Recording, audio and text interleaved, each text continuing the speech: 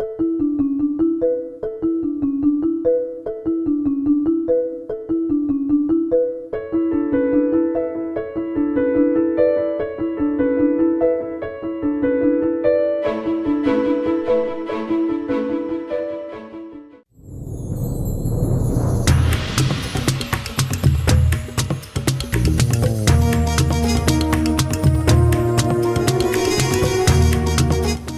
I'm Nyesha McCauley, and you're watching AccessTV.org.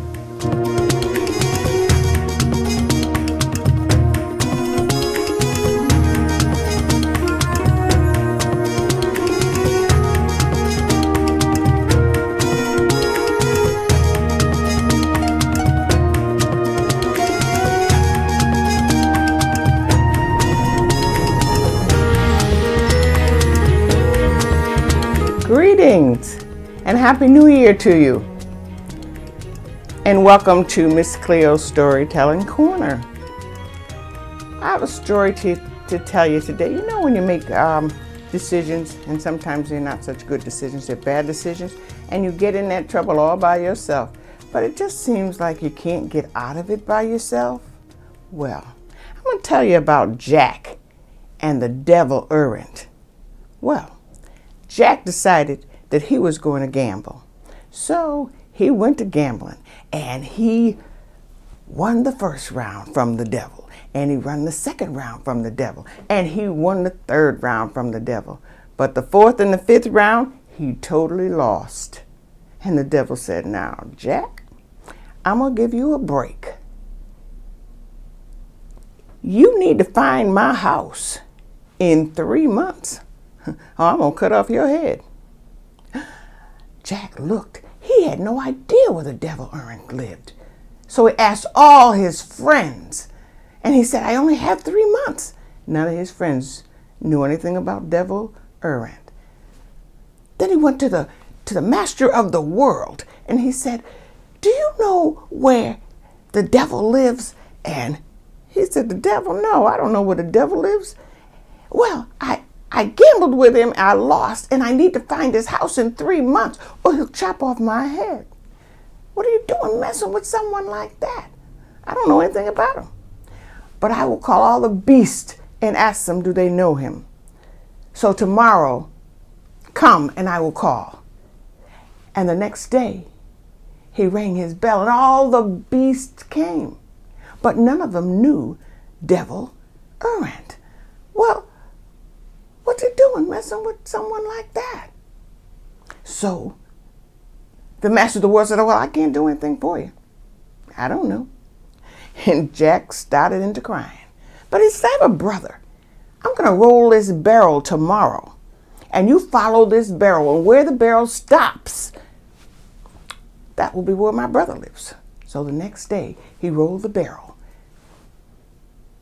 And Jack chased that barrel and chased that barrel until the barrel stopped about 300 miles, right in his brother's yard. And so he said, "Do you know where the devil errant lives?" He says, "I never heard of him." He says, "I must find him." He said, "I don't know anybody like that." But he said, "I'm the master of the sea. I will call all the sea creatures and find out if they know him. Tomorrow, I will ring my bell." So tomorrow, he rang the bell, and all the creatures came. And he said, "Do you know the devil errant?" And they said, "We don't know anybody like that." Oh, Jack started into crying. The brother said, "I can't do anything for you. But I have one more brother." I said, "I'm going to roll the barrel tomorrow, and you follow this barrel, and maybe he knows." So the next day, he rolled his barrel, and Jack started into running.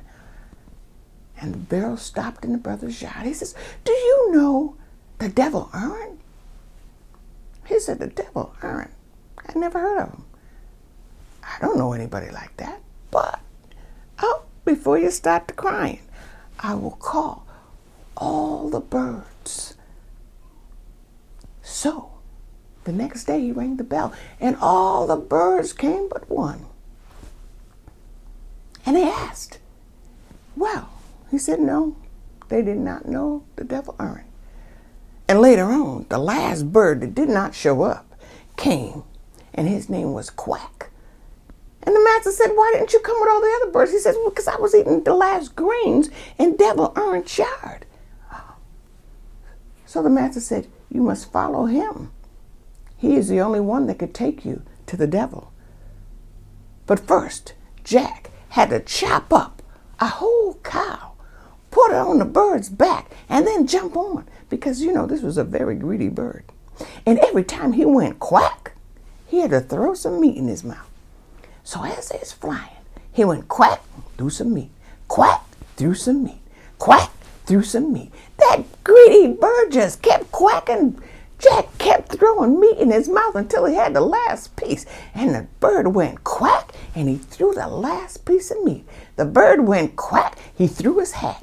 The bird went quack, he threw his boots. He had absolutely nothing else to throw in. That bird dumped him right beside the river. Oh, my God. Jack just started crying because this was the last day that he could find the devil's house. And an old man went by and said, Jack, what's wrong with you? He said, I gambled with the devil errant, and he gave me 3 months to find his house, and this is the last day. I have not found his house. He said, well, you just sit right there. Now, the 2 daughters of the devil, they're going to come by. You don't bother them. Don't say anything to them. But, he said, then the youngest daughter is going to come by. When she comes by, you wait until she undresses and goes in to bathe. And then you take all of her clothes. And when she comes out, you say to her, your father played a trick on me, and I'm going to play a trick on you. Well, the girl looked at Jack, and she looked at Jack, and oh my goodness, she fell madly in love. And she told Jack all her father's secrets. Well, when they got up to the house, she said to him, now, Jack, this is what you do. My father's going to say to you, come into this gate. Come on in. Don't do it. Because when you open that gate, an axe will come and off your head. You say to him, oh no, you come and open the gate for me.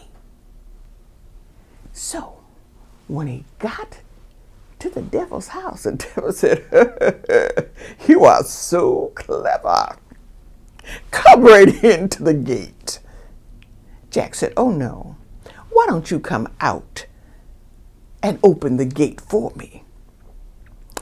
The devil looked at him and said, certainly I will. And he came out and opened the gate for Jack, and Jack went in. Well, that's all the time I have to tell you the story about Jack. But there is more to Jack's story than I've just told you. And the next time you see me, I'm going to tell you the rest of that story about that devil and about Jack and how he just cried and cried and cried. But maybe there's a happy ending, and maybe there's not. I'll see you next time. Read a little, write a little. Expand that imagination. I'll see you next time.